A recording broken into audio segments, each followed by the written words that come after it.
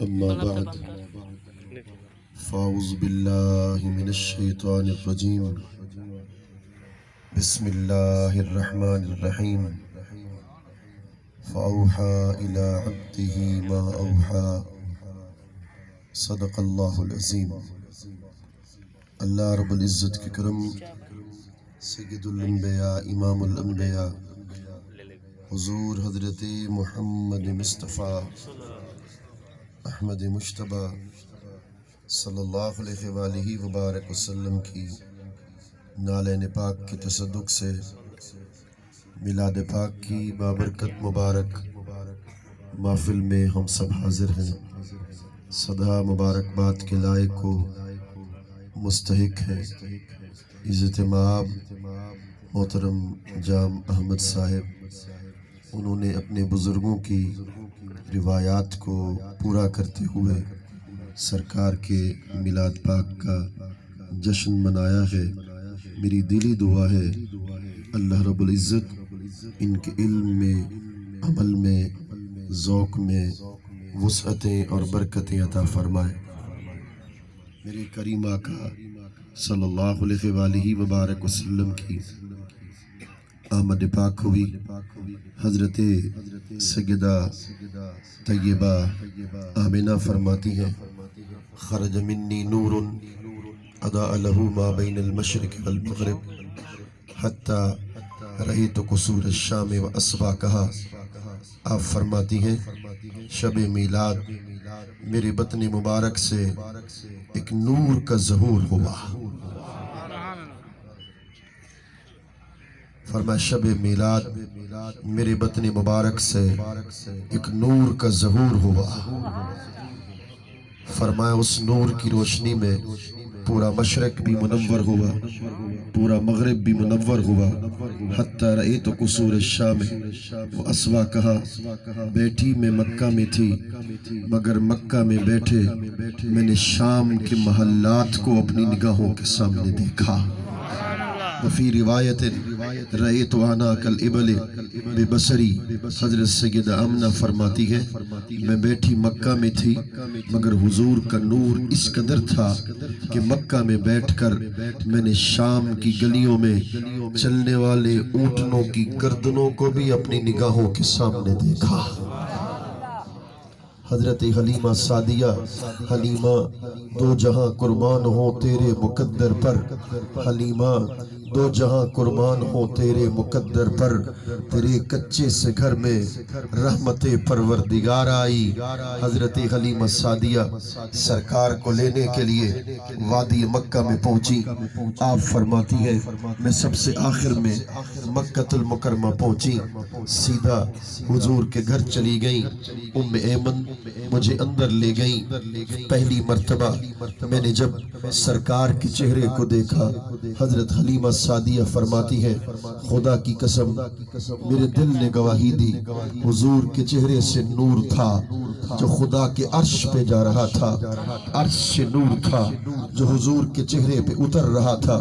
اسی نور کی برسات میں، اسی نور کی برکھا میں میں آگے بڑھی، حضور کو اپنی گود میں اٹھایا، اونٹنی پر سوار ہو گئی۔ آپ فرماتی ہے اس وقت بیت اللہ میں 360 بت موجود تھے۔ فَنَكَسَ الْحُبْلُ رَأْسَهُ وَكَزَا جَمِيعُ الْأَصْنَامِ مِنْ أَمَاكِنِهَا۔ فرماتی ہے جس بت کے قریب میں جاتی بت حضور کو دیکھتا اونھے منہ گر کے حضور کو سجدہ کرنا شروع کر دیتا۔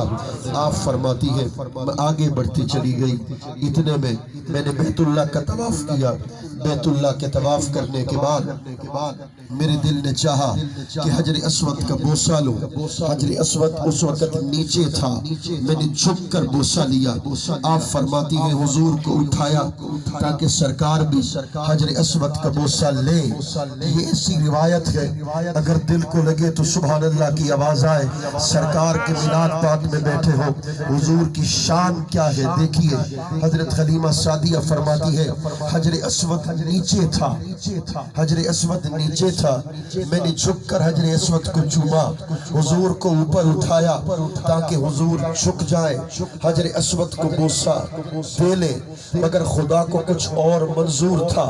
آپ فرماتی ہیں جو ہی سرکار حجر اسود کے قریب پہنچے فخرج الحجر الاسود من مکانہ حتی التصق بوجہہ الکریم، قبل اس کے کہ سرکار حجر اسود کا بوسہ لیتے، حضرت سیدہ حلیمہ سعدیہ فرماتی ہے میں نے خود اپنی نگاہوں کے سامنے دیکھا کہ قبل اس کے کہ سرکار حجر اسود کا بوسہ لیتے، حجر اسود خود بخود اوپر آیا، کبھی حضور کے لبوں کو چومنے لگا، کبھی سرکار کے رخسار کے بوسے لینے لگا۔